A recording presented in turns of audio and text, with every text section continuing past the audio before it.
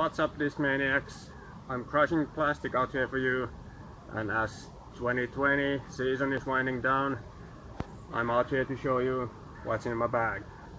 Even though 2020 has been challenging for producing plastic, Discmania has been able to come out with amazing new stuff, and let's see which all of them made their way into my bag. Start with the putters. Know them from last year, so I'm still working with the links. It's got great grip. I use the soft EXO link. Good flex, very good grip. It's very straight and neutral. It's not understable, but it's not overstable either. So never previously have I been that confident in throwing straight shots through tunnels and during approaches. I know it's gonna go on that line when I throw it.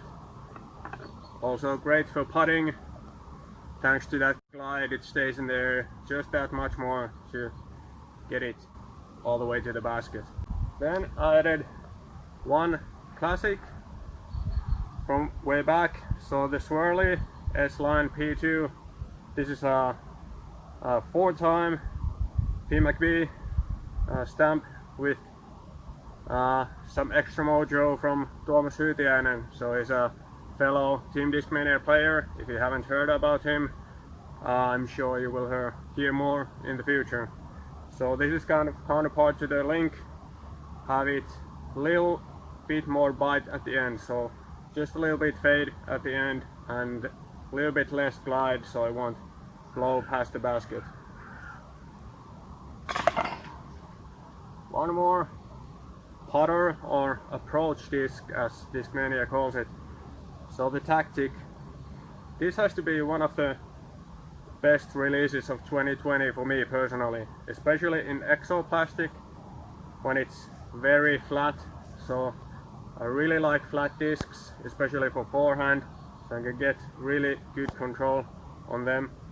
The EXO hard plastic is my choice, and even though it beats up pretty quickly, it doesn't turn into understable. So these actually start out pretty overstable, and I like to work them in so that there's a little bit more sides to the story, so it's not only that one hook that it has. So this probably is the best disc for me in 2020 if you think about how many strokes throwing this has saved from my game.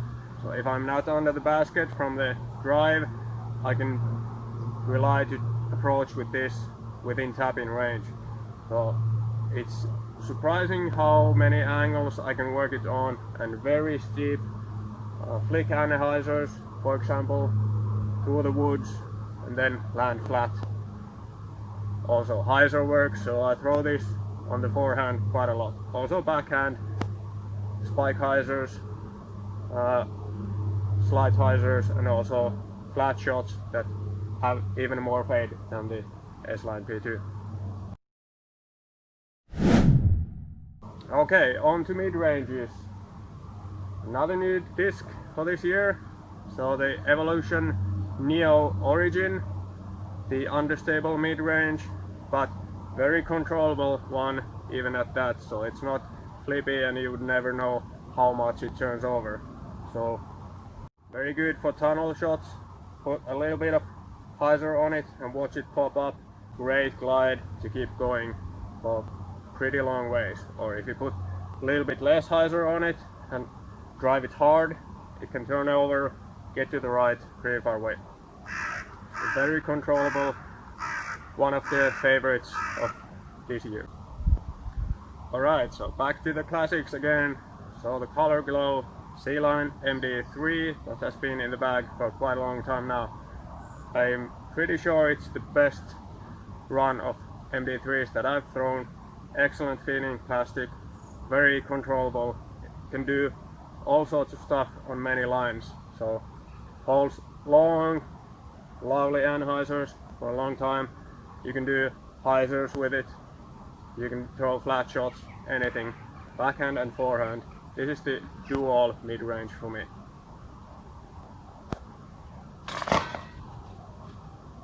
Another classic, so the Glow C-Line MD4. This is the first run of them that came out with the Simon Lizotte Fantasy Doubles stamp.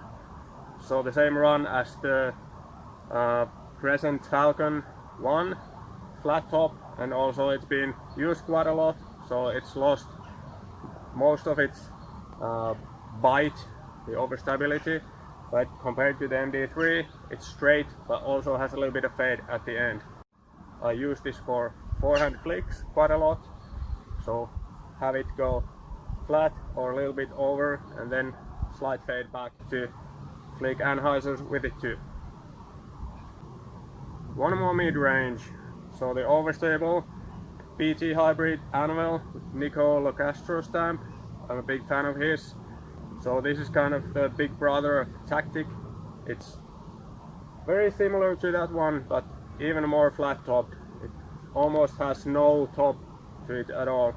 So this is more overstable than the Tactic.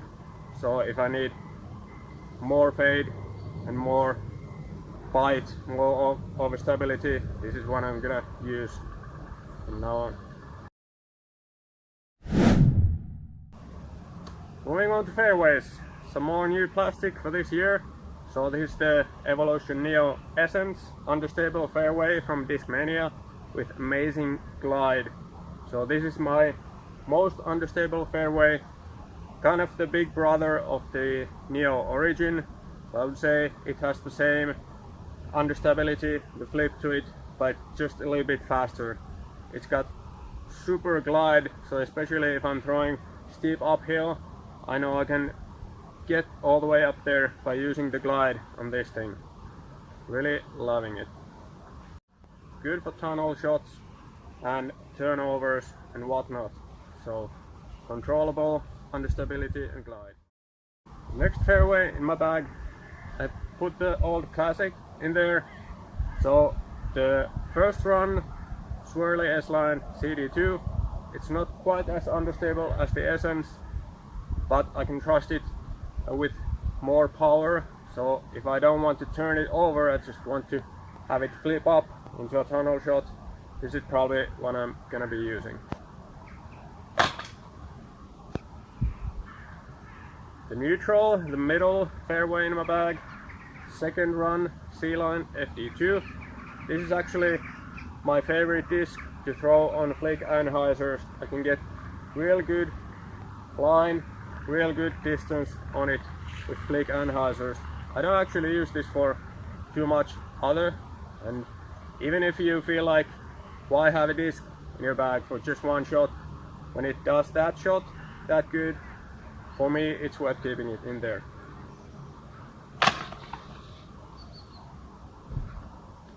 Next up, the S-Line Swirly CD2 Roaming Thunder Dana Vici signature one, the first of them, so with big pop top and quite stable, so it's almost like a PD in my bag at this point. I use this for straight shots up to around 85-90 meters that needs a fade at the end. I can also do big spike hyzers with this, and oddly enough I use it for anheuses quite a lot because I like to throw forced over anheuses that pan out. This is my disc of choice for those shots. Alright, then on to the meat hooks. I got the Glow C-Line FD3, which is probably the most overstable run of FD3s. So this is for big flex shots, both backhand and forehand, and it will stick quite nicely where it lands because it often comes in at such a steep angle. Very good disc. I like to throw flex shots a lot, and this is one of the great discs to do that with. Alright, another new disc. So another Nico Locastro stamp one. This is the VIPX Glimmer Fortress, and it's crazy overstable. It's pretty similar to the FD3, but just a little bit more on all the categories. So if I throw this, it's gonna be on a very heavy angle, or I want it to cut pretty fast or skip or something. So this is kind of a trick shot disc in my bag. I keep it in there because gotta support nickel, and it's also super good looking disc and overstable as hell. On to the distance drivers. First of them, Echo S-Line DD3. This is a new disc for this year, and it's, along with the Tactic, probably one of the best new discs this year. So it's got way more understability than the normal S-Line DD3s. I can get it to flip up, ride real far before fading, and get it to hold really big, nice anhyders. So if you don't have the arm to throw normal S-Line DD3, get one of these. This is a super disc. So I use it for hyzer flips, use it for big hyzers. I can start it on a steep hyzer, it will flip up a little bit and then keep going. Next up, I bag a sub 170 grams S-Line DD3s. This is the one in my bag right now, but I get more. So especially in S-Line DD3s, I noticed that if you go below 170, it will have much more flight to it. It won't get flippy, but it will just turn a little bit more, and the fade will be later, and it will still keep pushing forward through the fade. So I noticed you can get much more distance with a sub 170 grams S-Line DD3s. Then you gotta have a stable S-Line DD3 in the bag. I've got the first round of cloud breakers, but basically at 175, if you can find a stock stamped S-Line DD3, they are often quite similar, but I just dig the stamp, so I'm bagging this one. So I'm gonna have this out when it's a heavy headwind, so I can trust to throw this as hard as I want, and no, it's not gonna turn over, it's not gonna flip, it will just keep it straight much more longer before fading, whereas in calm conditions it will fade sooner. I can do big flex shots also with this. So these are my distance drivers for the DD3. Then a couple of more special ones. You know these from the previous in the bags. So I bag a Diamond Spirit also as the fast meat hook. So this is kind of also thanks to seeing Nico throw these on past tournament coverage videos.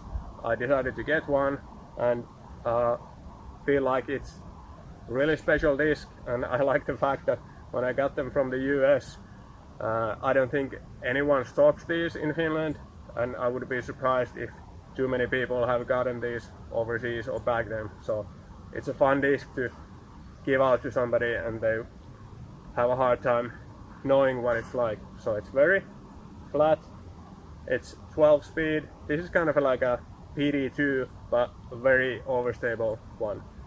Just have it in the bag for shits and giggles, as they say.